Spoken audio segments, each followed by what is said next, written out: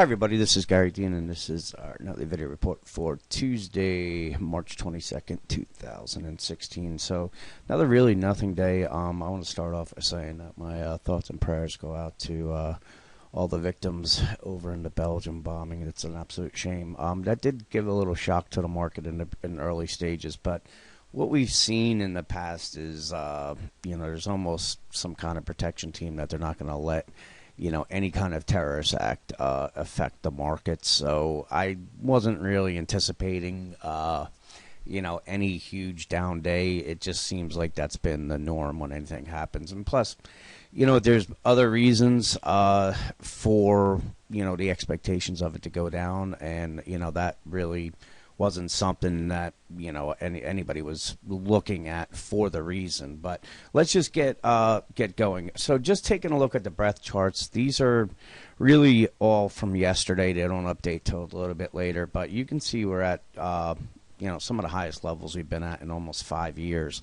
Now typically you'd look at it as bullish, but every time we've come up to these levels, we've had at least some kind of pullback. We've had nothing yet, and typically, when they grind higher and we're up there, you get a reflex move to the downside, and it's, and if it's down here, it's to the upside. So this is warning.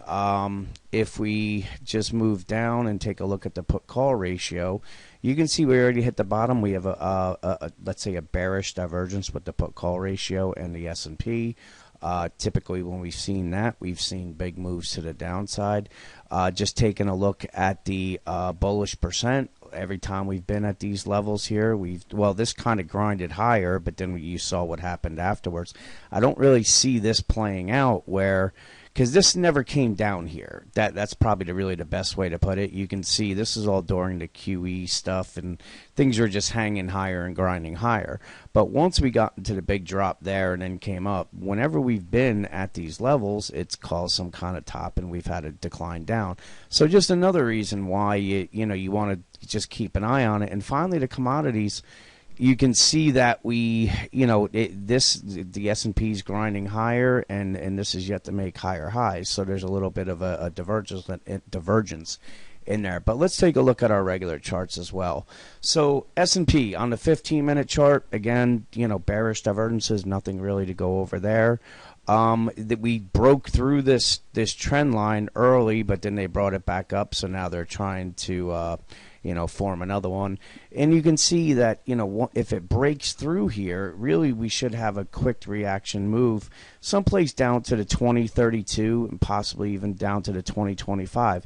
This is where the decision lines are made, and being we're so overextended, we have bearish divergences on every chart. These, it's almost like it's giving a running start down here, and it usually breaks right through it. So, but the first thing, if we, see the weakness, you got to keep an eye on the 2032, and then really the decision line is going to be the 2009 level. Taking a look at the Dow, again, it's pretty much gone straight up here. Very overextended. It's a bearish wedge. Everybody thought that this was, we were making new highs when we were here. And, from there we headed down, and this is the same type of move on it. On the S&P, we actually have bearish divergences. We're at very extended levels where we've seen reversals before. We're still within this time and price. This is the yellow bars here, so this is the low, and this is how long it took to make the high. This is the low, and you can see we're right at it where it is on a high, and there's bearish divergences as well. Are we going to get the same reaction trade down? There's a very good chance it could be, but obviously nothing is certain. 60-minute chart, bearish divergences, bearish wedge. Here's your overthrow.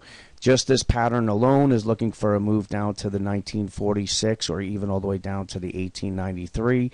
But again, really the main line that the bears need to push through is the 2009 and then the 1964. So really, that's about it. Nothing has really changed from yesterday and today. And until we see the bears really take price down and have it stick, it's just the same old song and dance right now. The bulls are in control, and it's when they do give up after this long of a run, usually you see everyone run for the hills all at once. So with that, let's see what plays out tomorrow, and have a great night.